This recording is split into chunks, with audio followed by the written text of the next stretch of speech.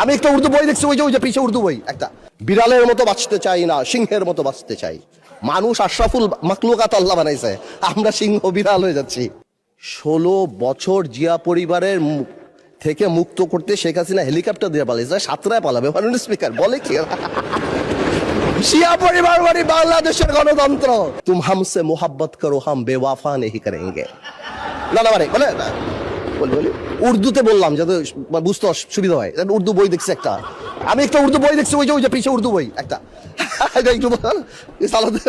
হ্যাঁ, আর আপনাদের সাথে কমিউনিকেট করতে, এনিওয়েজ আমি আপনাকে কয় করে will talk about it later. আচ্ছা, এখানে বসে স্পেশালি আমাদের বিরোধী নেতা শফিকুর রহমান সাহেব এত সুন্দর কথা বলেন, অর্ধেক তো একদিকে ফ্যানই হয়ে গেছে ওনার কথার। উনি এত সুন্দর করে বলেন, আসুন না, কেন না আমরা এটা করতে পারি না, কেন না আমরা এটা করতে পারি না। মাননীয় স্পিকার, বিএনপি ফ্যাসিবাদীর রাস্তা ধরে হাঁটা শুরু করছে শফিকুর রহমান। বিড়ালের মতো বাঁচতে চাই না, সিংহের মতো বাঁচতে চাই। মানুষ আশরাফুল মাখলুকাত আল্লাহ বানাইছে, আমরা সিংহ বিড়াল হয়ে যাচ্ছি। সংস্কার পিছিয়ে গেল, অভ্যুত্থানের প্রস্তুতি হবে। জিয়া পরিবার থেকে মানুষকে মুক্ত করার ঘোষণা।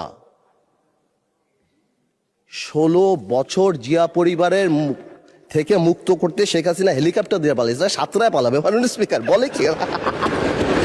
জিয়া পরিবার মানে বাংলাদেশের গণতন্ত্র, জিয়া পরিবার মানে বাংলাদেশের স্বাধীনতার ধারক বাহক, জিয়া পরিবার মানে বাংলাদেশের স্বাধীনতার ধারক বাহক। এখন জিয়া পরিবার মানে গণতন্ত্রের এখন কেন্দ্রবিন্দু, জিয়া পরিবার আগামী। আল্লাহ, আওয়ামী লীগ সরাতে 16 বছর, আপনাদের সরাতে 16 দিন লাগবে না। এইসব কথা বলার পরও যেই আমরা একটু অ্যাটাকে যাই, আসুন আমরা সবাই এক হয়ে যাই, এই ডাবল স্ট্যান্ডার্ড করে লাভ হবে না। আমি বিরোধী দলের নেতাকে সম্মানের সাথে বলতে চাই, আপনি আপনার ঐক্য, আপনার দলে ক্লাস নেন। আপনি বুঝান that he who comes in equity must come with clean hands. আপনি একবার এক কথা বলবেন রাজপথে, গণঅভ্যুত্থান ডাক দিবেন। এই যে নাহিদ ভাই কই আজকে হ্যাপি বার্থডে বললাম, সে দেখি আগে গুলি নাকি আগে খাবে। কে মারবে ভাই তোমার? কেন মারবো? আমরা একসাথে যুদ্ধ করেছি আমরা 2 বছর আগে। why would we do that? এই যে মাইন্ডসেট, এই মাইন্ডসেট দিয়ে আমরা কোনোদিনও কাঙ্ক্ষিত জায়গায় পৌঁছাতে পারবো না।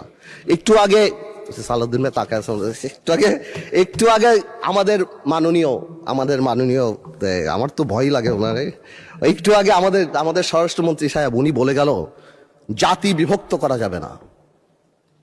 তো জাতি বিভক্ত না করলে মুক্তিযুদ্ধের ইতিহাস কিভাবে শিখাবো? হাওয়ার সাথে যুদ্ধ করছে মুক্তি বাহিনী।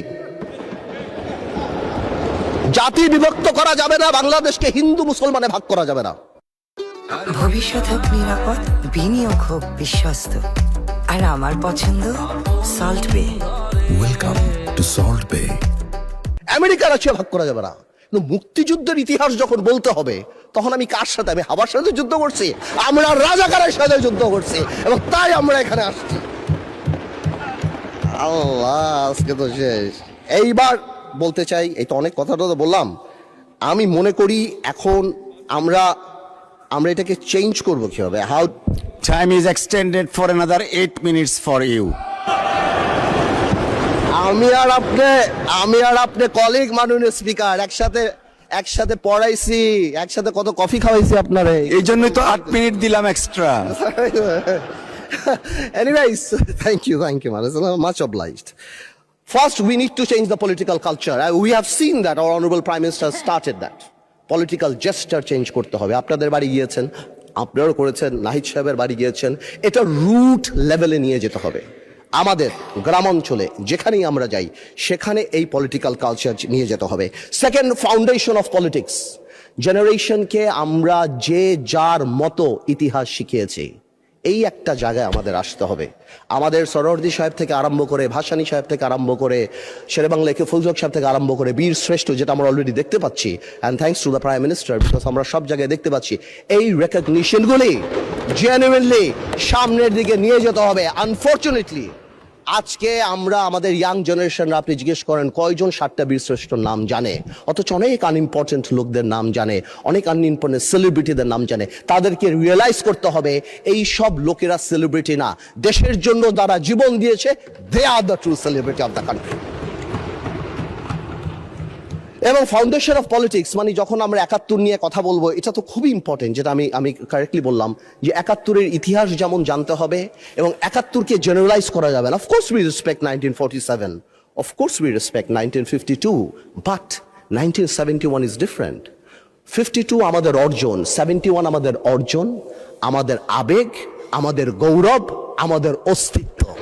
এটার সাথে কারোই করা যাবে না। I am sorry to say 71 যখনই আসবে তখন আমার ভাইদের সেই সময়কার ভূমিকার কথা আসবে, and unfortunately they have to live with this stigma rest of the life। এটাকে আপনি সরাতে পারবেন না।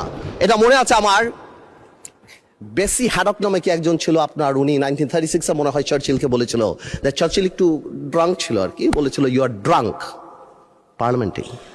চার্চিল ঘুরে বলেছিল I am drunk, tomorrow I can be sober, but you are ugly and you shall remain ugly। তো আমরা মাঝে মাঝে লাইন ক্রস করি, কালকে হয়তো ভালো হয়ে যাব, কিন্তু আপনারা যা ছিলেন তা থাকবেন, তাই থাকবেন। এটা বাস্তব, এটাকে মেনে নেয়াই ভালো। 47, 52 আর 71 এক না, প্রত্যেকটারই বিউটি আলাদা। আরেকটা জিনিস ভেরি ইম্পর্টেন্ট, এটা নির্বাচন আগেও মাননীয় প্রধানমন্ত্রী অনেকবার বলেছিল, জনগণ। এটা খুব important. We have realise this time যে আমাদের কর্মী কত এক একটা এলাকায় 10,000, 15,000, 20,000, কিন্তু জনগণ 4 lakh, 4.5 lakh vote. Something is wrong, half of the people are not voting, something is wrong, we couldn't connect, আমরা তাদের আনতে পারছি না। সুতরাং আমি মনে করি আগামীতে আমাদের সবারই জনগণ ভিত্তিক সংগঠন করা উচিত। প্রত্যেকটা ইউনিয়ন থেকে ইউনিয়নের অ্যাডভাইজরি কমিটি করে তাদের আমাদের প্রত্যক্ষ রাজনীতির সাথে আনা উচিত। এবং যদি সম্ভব হয়, এটা আমার তরফ থেকে শুধু, আপার হাউস হচ্ছে আমাদের সবচেয়ে বেশি ফরেন কারেন্সি আসে গার্মেন্টস থেকে, বিদেশি থেকে, সেখান থেকেও গার্মেন্টসের বোনদেরকে যদি কোনোভাবে আপার হাউসে রাখা যায় সো দ্যাট তাদের কথা আমরা শুনতে পারি, অথবা প্রবাসী কথায় যদি 2-1 রাখা হয়, আমার মনে হয় ডাইরেক্টলি তাদের সাথে আমাদের কানেক্টিভিটিটা হবে। It is just my opinion, আমার বলার জন্য।